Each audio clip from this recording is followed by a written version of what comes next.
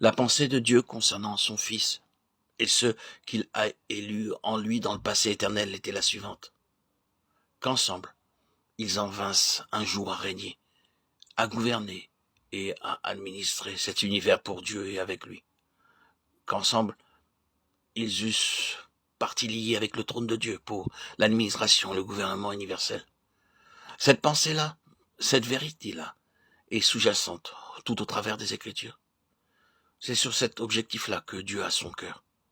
Et c'est contre cet objectif-là que cet autre, dont les différents titres représentant autant de formes variées de son activité et de son caractère, c'est contre cet objectif que Satan s'est dressé tout entier, dans un effort multimillénaire de résistance et d'obstruction. Mais Dieu suit sa pensée. Sa décision est prise. Son plan pour nous en Christ est arrêté. Il a disposé de son trône. Et les vainqueurs sont ceux qui réalisent ce plan de Dieu. Cette phalange personnifie l'intention originelle de Dieu. Elle est la sphère, en même temps que l'instrument de son succès. Ces rachetés proclament le triomphe de Dieu en ce qui concerne sa pensée de tous les temps. C'est pourquoi réjouissez-vous, cieux, et vous qui habitez dans les cieux. Car Dieu a réussi en dépit de tout. Peut-être vous imaginez-vous en présence d'un tel langage que Dieu éprouve de grandes difficultés à réaliser ce triomphe. Pas du tout. S'il voulait trancher ce problème du haut de son infini, il anéantirait d'un souffle tous les obstacles.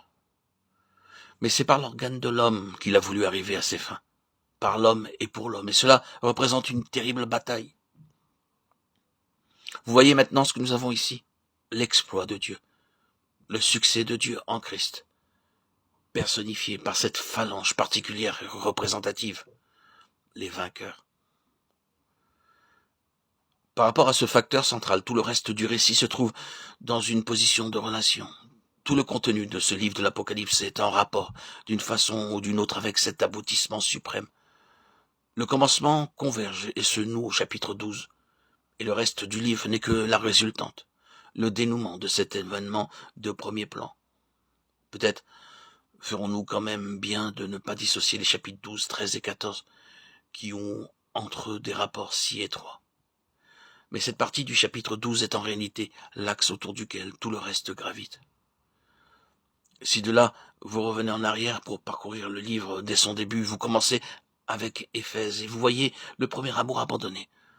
Ce que j'ai contre toi, c'est que tu as abandonné ton premier amour. Vous voulez une explication de cet abandon du premier amour et vous découvrez qu'elle ne doit pas être cherchée dans le simple déclin d'un enthousiasme, mais bien dans un antagonisme spirituel raisonné. L'ennemi multipliant ses efforts pour tâcher d'éteindre dans le cœur du croyant le feu de l'amour pour Dieu. Vous savez bien ce qui en est du véritable amour pour le Seigneur.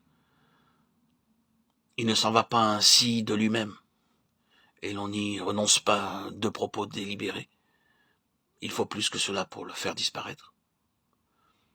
Il ne succombe que sous une pression extérieure, adversité, lutte, découragement, tactique d'épuisement savamment calculée par l'adversaire pour ne rien dire de ses insinuations et de ses trompe-l'œil sans nombre.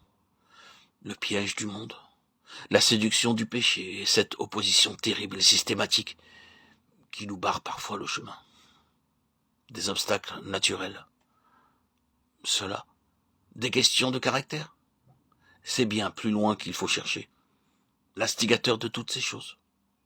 C'est contre le trône de Dieu qu'elles sont dirigées, contre cet objectif qui est devant nous. C'est le subterfuge de Balaam conduisant à l'impudicité spirituelle. C'est la doctrine des Nicolaïtes. C'est la femme Jézabel, la fausse prophétesse. C'est l'apparence de la vie sans la réalité, la simple profession de foi sans rien derrière. Ce sont des protestations de ceux qui se disent juifs et ne le sont pas, mais sont une synagogue de Satan. C'est enfin la tiédeur de la Odyssée. Toutes ces choses représentent les différentes avenues, les voies d'accès par lesquelles l'ennemi a cherché à entrer pour détruire le témoignage. C'est le chandelier qui est le témoignage. Ces églises représentent pour l'époque et pour les localités en cause le témoignage de Dieu sur la terre. Et tous ces ferments travaillent ensemble à sa destruction, à son étouffement, son annihilation. Dieu jette son appel pour le maintien de son témoignage, et toutes ces choses se liguent pour mettre en échec sa continuité et empêcher qu'il n'atteigne sa fin, qui est le trône. Aussi voyons-nous qu'ils ont vaincu à cause du sang de l'agneau et à cause de la parole de leur témoignage. Ils ont gardé le témoignage de Jésus, ses vainqueurs. Voyez-vous comment toutes ces choses se tiennent?